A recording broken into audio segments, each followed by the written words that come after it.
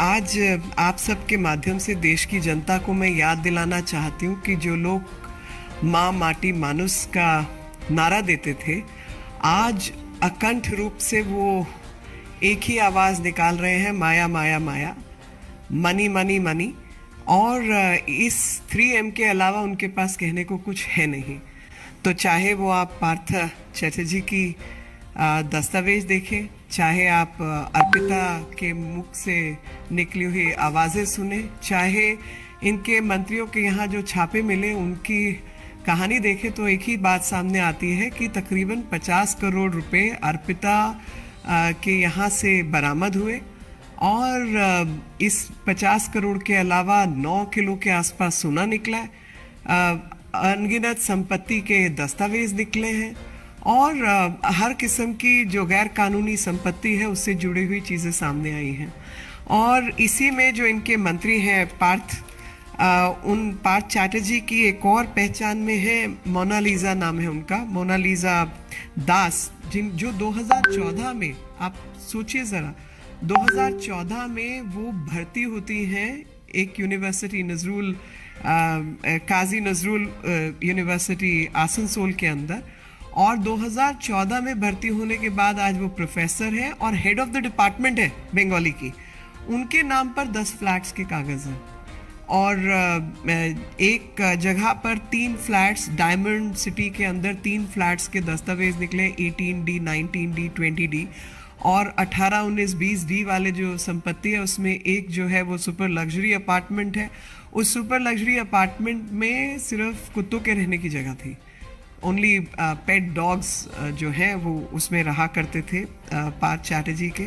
और सबसे हैरानी की बात जो है वो हैरानी की बात ये है कि जहाँ पर पैसे का अंबार, पहाड़ के पहाड़ नोटों के निकल रहे हैं, वहाँ पर ममता बनर्जी जी जैसी जो मुख्यमंत्री हैं वो एकदम चुप बैठी है, एकदम शांत है, कोई उन्होंने आवाज़ नहीं निकाली। और नारदा शारदा चिटफंड, कोयला, और आज जो है वो आपके सामने है कि यहाँ तक कि टीचर भर्ती जैसी चीज़ों में भी ये घोटाले सामने आ रहे हैं। और शिक्षक भर्ती के बाद जो इनके अमाउंट है वो अमाउंट 50 करोड़ अगर अर्पिता जैसी महिला के पास निकल सकता है, तो आप सोचिए कि हम तो यही कहेंगे कि ईडी जो है इसकी अच्छे से जांच करे। और अर्पिता के 2 बयान जो हैं वो बहुत सुनने लायक है। पहला, उन्होंने कहा कि पार्थ चैटर्जी ने उनके फ्लैट को जो है ATM बना दिया था, और दूसरा उनका बयान है जिसमें कहा है कि नीचे से ऊपर तक पैसा जाता था। अब नीचे के लोग तो समझ आ गए हैं, ऊपर वाले कौन कौन है वो समझ नहीं आया। और अर्पिता के घर के बाहर 11,000 कुछ का जो है एक कोऑपरेटिव सोसाइटी की तरफ से नोटिस है जो उनका बकाया था, वो उन्होंने जो है डेट जो है अपना वापस नहीं किया, अपनी जो इनसे मांग थी वो उन्होंने पूरी नहीं की। तो किसी ने कहा कि भाई ये ईमानदारी से बेईमानी का काम होता है कि जिसमें 50 करोड़ आपने अंदर रखे हो तो 11,000 रुपये भी आपने उसमें से निकाल के जो अपना हिस्से की कर्जा है उसको उतारने की कोशिश नहीं की। और ठीक इसके विपरीत सत्येंद्र जैन जो हैं उनके यहाँ से 4.5 करोड़ रुपए निकले और साथ में संपत्ति भी निकली। और ठीक 1 महीना अरेस्ट से पहले ईडी ने इनकी एक प्रॉपर्टी को अटैच किया था। और 27 तारीख की बात है जिसमें 2 न्यायाधीशों के बेंच में जस्टिस शर्मा, सतीश चंद्र शर्मा और सुब्रमण्यम प्रसाद जी, इनकी जो खंडपीठ थी, उसने जो है इस मामले को बहुत नज़दीकी से देखा। और मैं आपके सामने पढ़ना चाहती हूँ कि उन्होंने ठीक क्या कहा। उन्होंने गंभीर टिप्पणी की जिसमें उन्होंने कहा कि भारत के संविधान की अखंडता को बनाए रखने के लिए मंत्री परिषद की सामूहिक जिम्मेदारी है। इस बात पर मुख्यमंत्री को विचार करना है कि क्या कोई व्यक्ति जिसकी आपराधिक पृष्ठभूमि है या उन पर नैतिक पतन से जुड़े अपराधों का आरोप लगाया गया है, उन्हें नियुक्त किया जाना चाहिए और उन्हें मंत्री के रूप में बने रहने की अनुमति दी जानी चाहिए। और इस टिप्पणी को करते हुए जिस बात को उन्होंने सामने रखा वो कोई और नहीं बल्कि डॉक्टर BR अम्बेडकर जी जब संविधान लिख रहे थे उस समय उनके बयान का हवाला देते हुए उन्होंने कहा था, सुशासन केवल अच्छे लोगों के हाथ में होता है। भले ही अदालत अच्छे या बुरे के फैसले में नहीं पड़ सकती, लेकिन वह निश्चित रूप से संवैधानिक पदाधिकारियों को हमारे संविधान के लोकाचार को संरक्षित करने और बढ़ावा देने की याद दिला सकती है। ऐसी धारणा है कि मुख्यमंत्री को इस संवैधानिक सिद्धांतों से अच्छी सलाह और मार्गदर्शन मिलेगा। दिल्ली हाईकोर्ट के इस फैसले के बाद और सही मार्गदर्शन देने के बाद दोनों मुख्यमंत्री चुप क्यों हैं, ये मेरी समझ से बाहर है, और कोई एक्शन इन्होंने अभी तक क्यों नहीं लिया। और यहाँ पर मैं आपको बताना चाहती हूँ कि जब 4.5 करोड़ से ऊपर 4.81 करोड़ की संपत्ति जब्त हुई और हवाला मनी लॉन्ड्रिंग के केस में जो है सत्येंद्र जी पकड़े गए, तो उस समय पर एक ही बात मुझे दिमाग में आ रही थी, और वो ये आ रही थी कि प्रधानमंत्री जी ने सपना ज़रूर देखा था कि हवाई जहाज़ में चलने वाला जो व्यक्ति है वो हवाई चप्पल पहनकर भी जो व्यक्ति चलता है वो हवाई जहाज़ में उड़ सके। लेकिन हवाला कांड में मंत्री जो है वो संलिप्त हो, ये तो शायद देश का सपना नहीं था। और आज ये सामने आ रहा है कि हवाई चप्पल पहनने वाले से लेकर बाकी सब लोग भी जो हैं जो इस तरीके के कामों में लिप्त हैं, वो एक तरफ हवाई चप्पल का हवाला देते हैं लेकिन असलियत में हवाला कांड में जुड़े रहते हैं। Now I'll say all this in English. The slogan which was used was Ma Mati Manus, and these are the very people whose throat is now speaking the language of money, money, money, and they are completely derailed from the course which they had set up themselves for.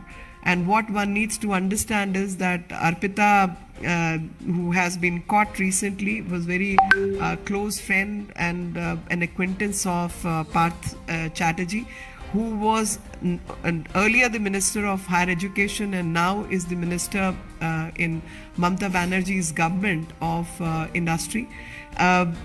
Earlier, on 22nd July, a sum of rupees 21 crore was found from her possession, and thereafter on 27 July, 29 crore worth of cash has been found.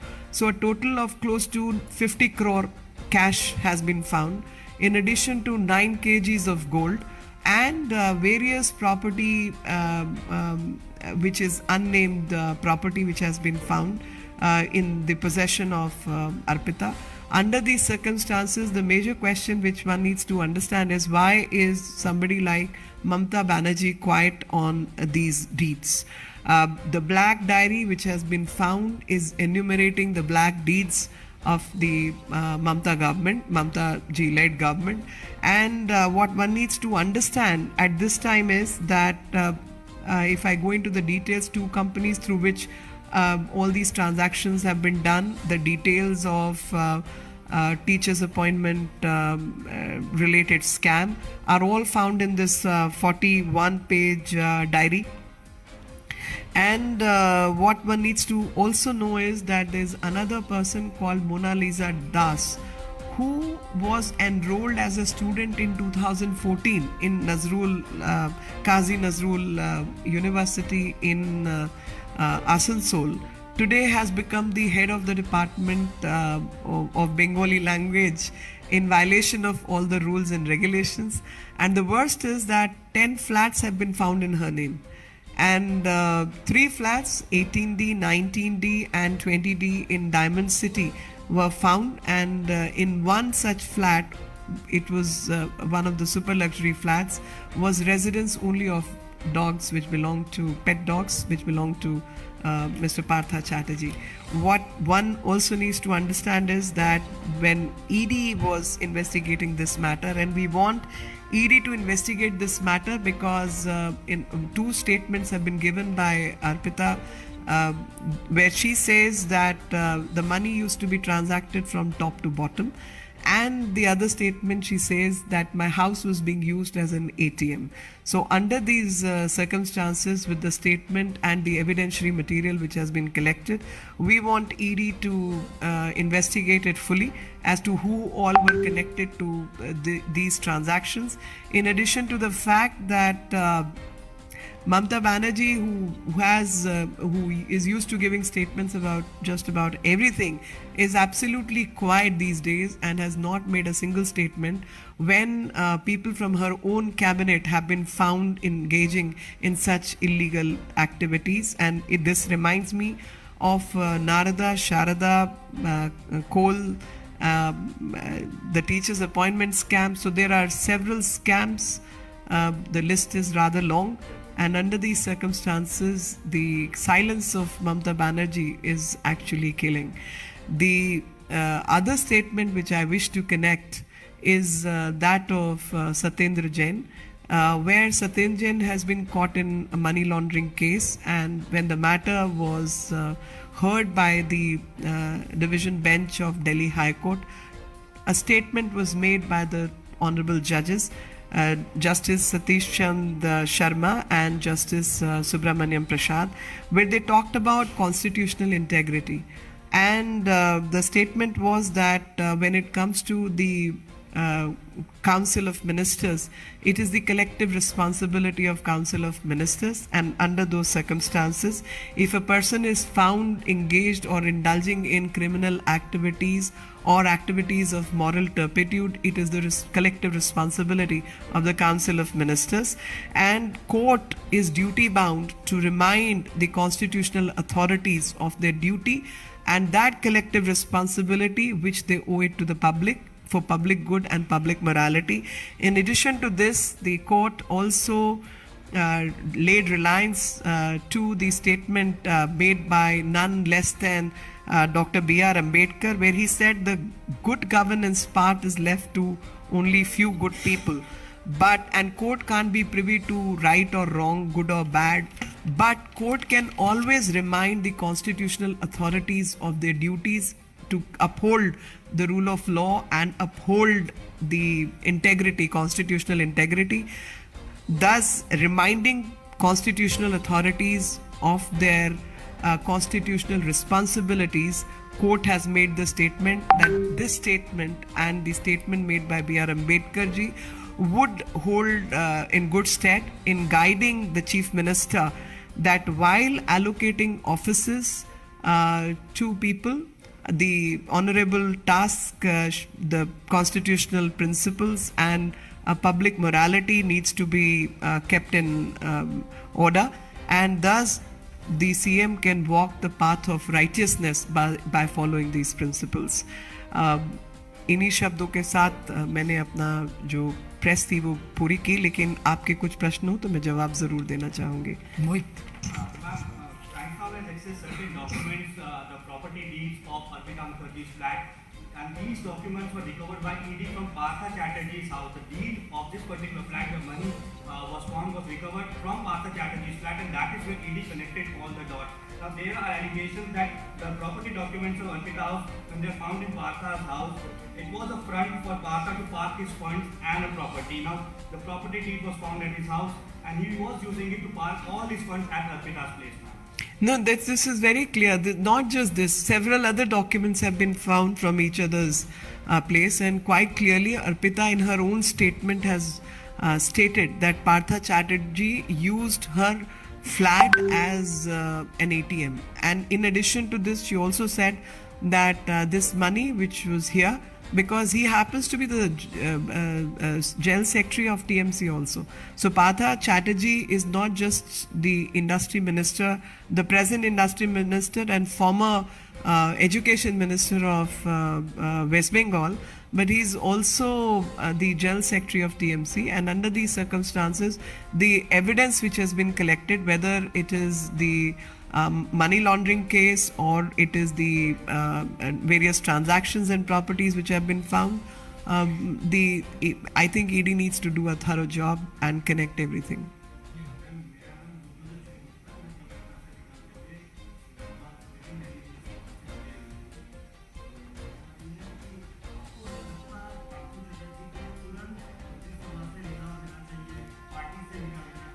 देखिए, मैं तो किसी को सैद्धांतिक रूप से advice देने वाली, विचार देने वाली कुछ नहीं हूँ, लेकिन हाँ, एक बात स्पष्ट है, और वो मैंने जो कॉमन थ्रेड है इनके और अरविंद केजरीवाल के बीच में, वो ड्रॉ करने की प्रयास किया है कि कोर्ट ने कहा कि संवैधानिक पदों पर जो रहने वाले लोग हैं उनको ध्यान रखना चाहिए कि जो लोग आपराधिक तत्वों में पाए गए हैं और जिन लोगों के या मॉरल टर्पिट्यूड यानी जो इस तरीके के अपराधों में संलिप्त लोग हैं, उन लोगों को पद देने से पहले इन सब चीज़ों का ध्यान रखना चाहिए। तो ये तो कोर्ट ने कहा, और B.R. अम्बेडकर जी के बयान को भी कोर्ट ने कोट किया कि ये शायद मुख्यमंत्रियों को सही रास्ता दिखाने का और मौलिकता सिखाने का काम करेगा कि जब कुछ ही अच्छे व्यक्तियों के हाथ में जो है सुशासन होता है, और जब वो सुशासन की बागडोर अपने हाथ में नहीं, इनडायरेक्टली कोर्ट ने यही कहा कि अगर सुशासन की बागडोर अपने हाथ में रखनी है तो जो भी इस तरीके की चीज़ें उनको ख़त्म करना भी उनका काम है, क्योंकि मंत्रिपरिषद की एक कलेक्टिव रिस्पॉन्सिबिलिटी होती है, सबकी जिम्मेवारी रहती है। बहुत बहुत धन्यवाद आप सभी लोगों का। 4 बजे एक बहुत ही महत्वपूर्ण प्रेस कॉन्फ्रेंस हो रहा है, आप सब लोगों का मैसेज भी आया होगा, तो पूछिए ना।